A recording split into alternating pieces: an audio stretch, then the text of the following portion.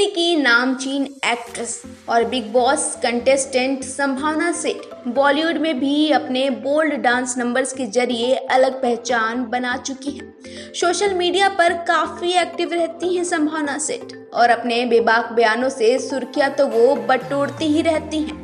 संभावना सेठ ने करीब 10 साल पहले जो दावा किया था वही दावा उन्होंने एक बार फिर से दोहराया है, जिसकी वजह से वो फिर एक बार सुर्खियों में आ गई हैं।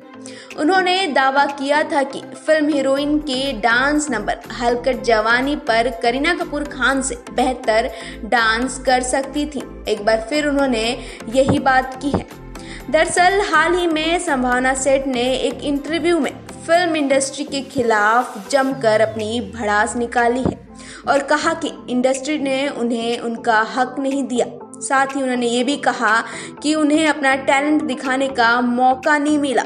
बड़े हीरो ने उन्हें कई सालों तक इंतजार करवाया, लेकिन उन्होंने उस हीरो का पीछा नहीं किया क्योंकि उन्हें अपनी सेल्फ रिस्पेक्ट मेंटेन करनी थी।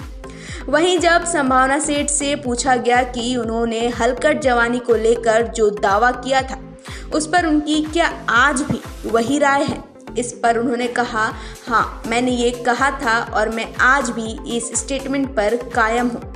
मैं अच्छी डांसर हूँ, मुझे काम दो और मैं अपने स्किल्स दिखाऊंगी।